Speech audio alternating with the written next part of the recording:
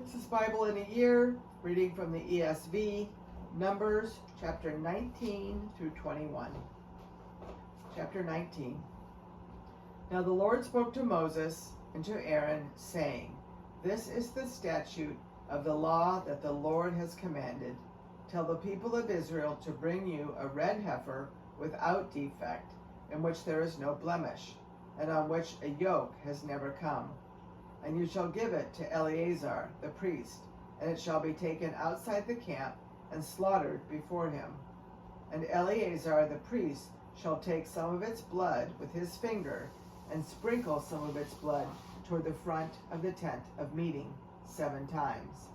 And the heifer shall be burned in his sight, its skin, its flesh, and its blood, with its dung shall be burned. And the priest shall take cedar wood, and hyssop, and scarlet yarn, and throw them into the fire, burning the heifer. Then the priest shall wash his clothes, and bathe his body in water, and afterward he may come into the camp. But the priest shall be unclean until evening. The one who burns the heifer shall wash his clothes in water, and bathe his body in water, and shall be unclean until evening. And a man who is clean shall gather up the ashes of the heifer and deposit them outside the camp, in a clean place. And they shall be kept for the water, for impurity, for the congregation of the people of Israel. It is a sin offering. And the people of Israel, and the one who gathers the ashes of the heifer shall wash his clothes and be unclean until evening. And this shall be a perpetual statute for the people of Israel and for the stranger who sojourns among them. Whoever touches the dead body of any person shall be unclean 7 days. He shall cleanse himself with the water on the 3rd day and on the 7th day, and so be clean. But if he does not cleanse himself on the 3rd day and on the 7th day, he will not become clean. Whoever touches a dead person, the body of anyone who has died, and does not cleanse himself, defiles the tabernacle of the Lord, and that person shall be cut off from Israel, because the water for impurity was not thrown on him. He shall be unclean. His uncleanness is still on him. This is the law when someone dies in a tent. Everyone who comes into the tent and everyone who is in the tent shall be unclean 7 days.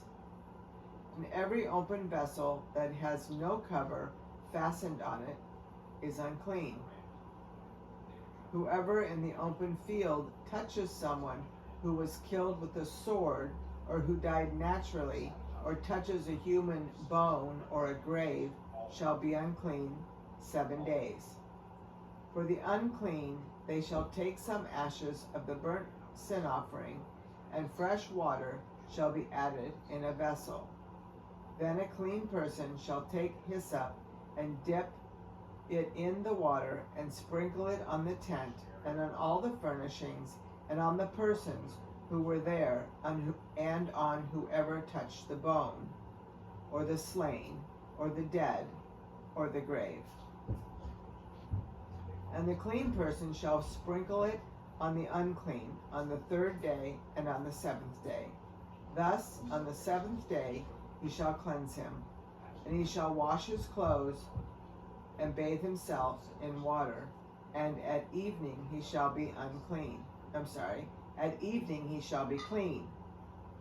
If the man who is unclean does not cleanse himself, that person shall be cut off from the midst of the assembly, since he has defiled the sanctuary of the Lord, because the water for impurity has not been thrown on him.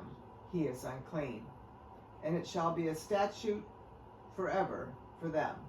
The one who sprinkles the water for impurity shall wash his clothes, and the one who touches the water for impurity shall be unclean until evening. And whatever the unclean person touches shall be unclean, and anyone who touches it shall be unclean until evening. chapter 20. And the people of Israel, the whole congregation, came into the wilderness of Zin in the first month.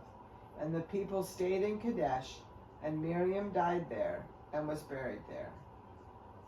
Now there was no water for the congregation, and they assembled themselves together against Moses and against Aaron. And the people quarreled with Moses and said, Would that we had perished when our brothers perished before the Lord? Why have you brought the assembly of the Lord into this wilderness that we should die here, both we and our cattle? And why have you made us come up out of Egypt to bring us to this evil place? It is no place for grain or figs or vines or pomegranates, and there is no water to drink. Then Moses and Aaron went from the presence of the assembly to the entrance of the tent of meeting and fell on their faces. And the glory of the Lord appeared to them, and the Lord spoke to Moses, saying,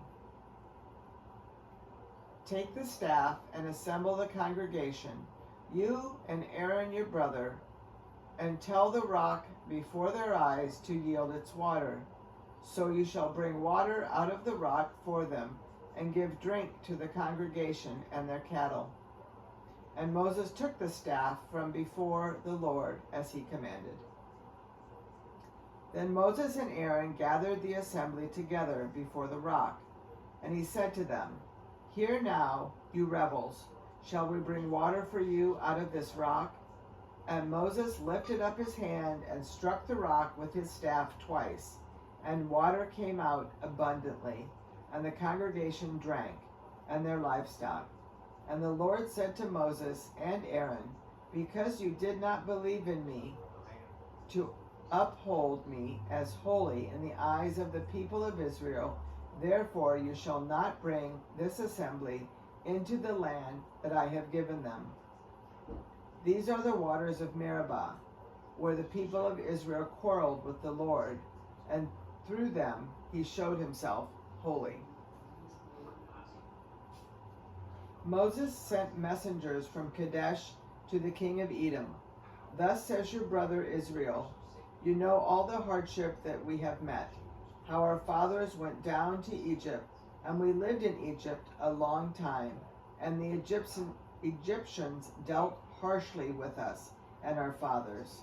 And when we cried to the Lord, he heard our voice and sent an angel and brought us out of Egypt. And here we are in Kadesh, a city on the edge of your territory. Please let us pass through your land. We will not pass through field or vineyard or drink water from a well. We will go along the king's highway. We will not turn aside to the right hand or to the left until we have passed through your territory. But Edom said to him, You shall not pass through, lest I come out with the sword against you. And the people of Israel said to him, We will go up by the highway, and if we drink of your water, I and my livestock, then I will pay for it. Let me only pass through on foot, nothing more. But he said, You shall not pass through. And Edom came out against them with a large army and with a strong force. Thus Edom refused to give Israel passage through his territory, so Israel turned away from him. And they journeyed from Kadesh, and the people of Israel, the whole congregation, came to Mount Hor. And the Lord said to Moses and Aaron at Mount Hor, on the border of the land of Edom, Let Aaron be gathered to his people, for he shall not enter the land that I have given to the people of Israel, because you rebelled against my command at the waters of Meribah. Take Aaron and Eleazar, his son, and bring them up to Mount Hor, and strip Aaron of his garments, and put them on Eleazar, his son. And Aaron shall be gathered to his people, and shall die there. Moses did as the Lord commanded, and they went up Mount Hor in the sight of all the congregation, and Moses stripped Aaron of his garments and put them on Eleazar his son, and Aaron died there on top of the mountain. Then Moses and Eleazar came down from the mountain, and when all the congregation saw that Aaron had perished, all the house of Israel wept for Aaron 30 days. Chapter 21. When the Canaanite, the king of Arad, who lived in the Negeb, heard that Israel was coming by the way of Atharim, he fought against Israel, and took some of them captive. And Israel vowed a vow to the Lord, and said, If you will indeed give this people into my hand, then I will devote their cities to destruction. And the Lord heeded the voice of Israel, and gave over the Canaanites, and they devoted them and their cities to destruction. So the name of the place was called Hormah. From Mount Hor they set out by the way to the Red Sea, to go around the land of Edom. And the people became impatient on the way, and the people spoke against God and against Moses. Why have you brought us up out of Egypt to die in the wilderness? If there is no food and no water, and we loathe this worthless food. Then the Lord sent fiery serpents among the people, and they bit the people, so that many people of Israel died. And the people came to Moses and said, We have sinned, for we have spoken against the Lord and against you. Pray to the Lord that he take away the serpents from us. So Moses prayed for the people, and the Lord said to Moses, Make a fiery serpent and set it on a pole, and everyone who is bitten, when he sees it, shall live. So Moses made a bronze serpent and set it on a pole. And if the serpent bit anyone, he would look at the bronze serpent and live. And the people of Israel set out and camped in Obah. And they set out from Obah and camped at Ibrium, in the wilderness that is opposite Moab, toward the sunrise. From there they set out and camped in the valley of Zered. From there they set out and camped on the other side of the Arnon, which is the wilderness that extends from the border of the Amorites. For the Arnon is the border of Moab, between Moab and the Amorites. Therefore it is said in the book of the wars of the Lord, Wahab in Supah, and the valleys of the Arnon, and the slope of the valleys that extends to the seat of Ar, and leans to the border of Moab. And from there they continued to Beer, that is the well of which the Lord said to Moses, Gather the people together so that I may give them water. Then Israel sang this song, Spring up, O well, sing to it, the well that the princess made, that the nobles of the people dug with the scepter and with their staffs. And from the wilderness they went on to Mattanah, and from Mattanah to Nahali, and from Nahaliel to Bamuth, and from Bamuth to the valley lying in the region of Moab by the top of Pisgah that looks down on the desert. Then Israel sent messengers to Sihon, king of the Amorites, saying, Let me pass through your land. We will not turn aside into field or vineyard. We will not drink the water of a well. We will go by the king's highway until we have passed through your territory. But Sihon would not allow Israel to pass through his territory. He gathered all his people together and went out against Israel to the wilderness and came to Jahaz and fought against Israel. And Israel defeated him with the edge of the sword and took possession of his land from the Arnon to the Jabbok, as far as to the Ammonites, for the border of the Ammonites was strong. And Israel took all these cities, and Israel settled in all the cities of the Amorites, in Heshbon, and in all its villages.